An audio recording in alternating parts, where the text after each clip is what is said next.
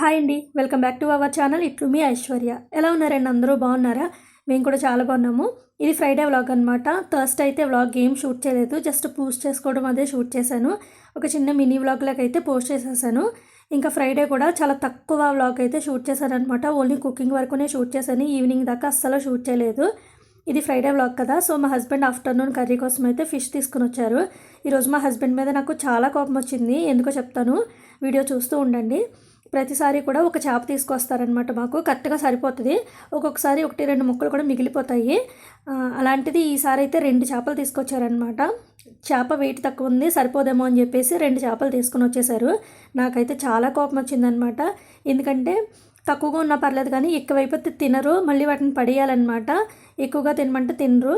So first అయితే చేప ముక్కల్ని నీట్గా క్లీన్ చేసేసుకున్నాను. ఇంకా పులుసు పెట్టడానికి మసాలా అయితే రెడీ చేసుకొని ఫ్రై చేసుకుంటున్నాను. ఒకే ఫిష్ తెచ్చినప్పుడు ఏం చేస్తానంటే తల తోక మధ్యలో కొన్ని ముక్కలు తీసి పులుసు పెట్టేసుకుంటాను. ఓన్లీ 4 ముక్కలు తీసి రాత్రికి వేపుడు చేయడానికి కట్టెపెట్టుకుంటాను అనమాట. కానీ ఇప్పుడైతే 2 చేపలు కదా, చాలా ముక్కలు వచ్చేసినాయి. సో కొన్ని పులుసు పెడదామనేసి కొన్ని అయితే ఇప్పుడు ఫ్రై చేద్దాము. ఇంకా నైట్కి కొన్ని వేపుడులాగా చేద్దామని అనుకుంటున్నాను. ఎందుకంటే నెక్స్ట్ డే సాటర్డే కాబట్టి ఇంకా ఉన్న కూడా మేము ఎలాగో వేసుకోము, మొత్తం అంతా వేస్ట్ అయిపోతుంది. సో ఈరోజు అయితే ఫిష్తో 3 రెసిపీస్ అయితే ట్రై చేద్దాం అనుకుంటున్నాను. ఇంకా ఫస్ట్ పులుసు కోసం మసాలా అయితే వేయించేసుకున్నాను అనమాట. ఇంక ఇప్పుడు అల్లం వెల్లుల్లి పేస్ట్ వేసుకుని ఫ్రై చేసుకుంటున్నాను. తర్వాత పులుసుకు కావాల్సిన ముక్కలన్నీ సపరేట్ చేసుకుని పెట్టుకున్నాను. 2 చేపలు తెచ్చారు కదా, అందులో ఒక చేప బాగుంది, ఇంకొక చేప ఏమో చేదొచ్చిందనమాట. నేను అన్నీ మిక్స్ చేసేసి కొన్నేమో పులుసు కోసం తీసుకుంటున్నాను. ఇప్పుడు బుర్రలు, తోకలు, ఇంకా కొన్ని చిన్న చిన్న ముక్కలు లాంటివి పులుసు పెట్టేద్దాం. కొంచెం పెద్దగా ఉన్న ముక్కలు అయితే కొంచెం సాల్ట్, కారం అన్నీ వేసి ఫ్రైలాగా చేద్దాము. నైట్కి ఏమో ఒక 4 ముక్కలు తీసి వేపుడు చేద్దాం అనేసి అయితే అనుకున్నాను.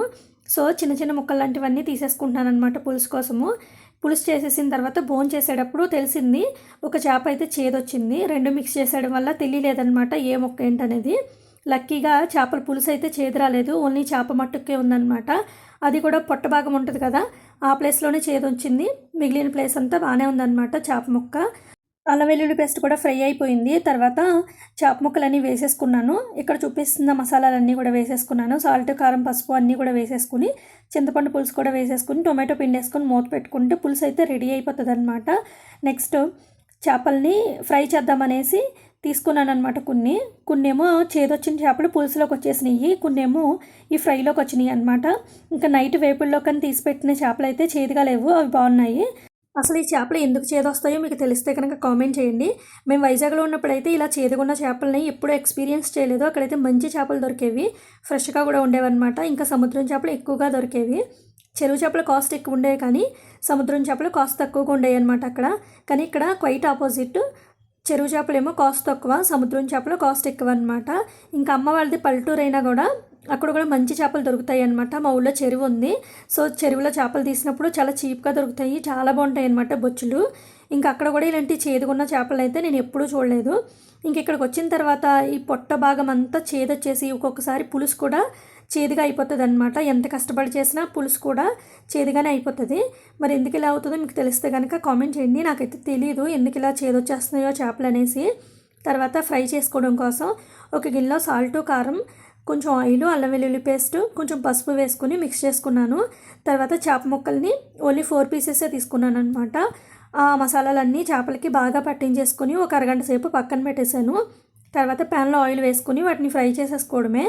ఇంకా నైట్ డిన్నర్లోకి కొన్ని ముక్కలు అయితే తీసేసి వేపుడు చేద్దామని పెట్టానన్నమాట. ఇంకా ఈ చేదుగా ఉండడం వల్ల చేపలు కొన్ని తిన్నారు, కొన్ని తినలేదు, అలా వేస్ట్ అయిపోయింది. ఇంకా ఈ రోజైతే మా ఇంట్లో చేపల మేళ అన్నట్టు అయిపోయిందనమాట. ఇంకా చికెన్, మటన్ ఇవైతే పర్లేదు కానీ చేపలు చేసిన రోజు మొత్తం కిచెన్, గిన్నెలు అన్నీ స్మెల్ వచ్చేస్తాయి. ఆఖరికి వాటర్ తాగిన గ్లాస్ కూడా స్మెల్ వచ్చేస్తుంది. ఎంత చిరాకు వస్తుందంటే ఆ స్మెల్కి. నేనైతే చిన్నప్పుడు అస్సలు చేపలు తినేదాన్ని కాదు. చేపల పులుసు చేసిన రోజు భోంచేయకుండా ఉండిపోయేదాన్ని. అస్సలు ఇష్టం ఉండేది కదనమాట నాకు. కానీ ఒక ఏజ్ వచ్చిన తర్వాత, చిన్నప్పుడైతే చాలా కర్రీస్ తినేదాన్ని కాదు. ఒక ఏజ్ వచ్చిన తర్వాత అన్ని కర్రీస్ తినడం అలవాటు చేసుకున్నాను అనమాట. ఇప్పుడు కూడా మా ఇష్యూ చేపల పులుసు తన తినమంటే అస్సలు తిందు. ఓన్లీ పులుసు వేసుకుని లేకపోతే కర్డ్ వేసుకుని తినేస్తుంది.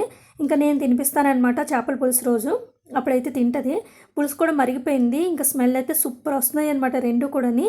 పులుసు టేస్ట్ బాగుంది. అక్కడక్కడ ఒక ముక్క అయితే చేదొచ్చిందని చెప్పాను కదా, ఆ చేదైతే పులుసులోకి దిగలేదు. అదొక లక్కీ అనమాట కష్టపడి చేసినందుకు. ఒకసారి అలాగే అయిందనమాట. అమ్మ చేసిన చేపల పులుసు అంటే మా హస్బెండ్కి చాలా ఇష్టము. అమ్మ వచ్చినప్పుడు చేపలు తెచ్చుకుని పులుసు పెట్టించుకున్నారు. పెట్టించుకుంటే పాపం భోజనం చేసేటప్పుడు టేస్ట్ చేస్తే పులుసు కూడా చేదుగా అయిపోయింది. ఏంటి చేదుగా ఉందని టేస్ట్ చేస్తే ముక్క చేదుగా ఉందన్నమాట. అప్పుడు అంత కష్టం అంతా వృధా అయిపోయింది. చాలా బాధేసింది అనమాట అమ్మకి. పాపం కష్టపడి చేసినా కానీ తినడానికి అవ్వలేదని చెప్పేసి. సో ఇక్కడితో అయితే వ్లాగ్ ఎండ్ అయిపోతుంది. మీరు ఎప్పుడైనా చేదుగున్న చేపలని టేస్ట్ చేశారా? టేస్ట్ చేస్తే కనుక చేపలు ఎందుకు చేదుగా ఉంటాయో తెలిస్తే కామెంట్ చేయండి. ఎవరైనా కొత్తగా చూస్తున్నట్లయితే ఛానల్ని సబ్స్క్రైబ్ చేసుకొని పక్కనే ఉన్న బెల్ ఐకాన్ కూడా యాక్టివ్ చేసుకోండి. నేను ఎప్పుడు వీడియో అప్లోడ్ చేసినా కూడా మీకు నోటిఫికేషన్ వస్తుంది. అంతేకాదు వీడియో నచ్చితే లైక్ చేయండి. మీరు లైక్ చేయడం వల్ల ఇంకొంచెం మందికి రీచ్ అవుతుంది. Thank you for watching. Take care. Bye.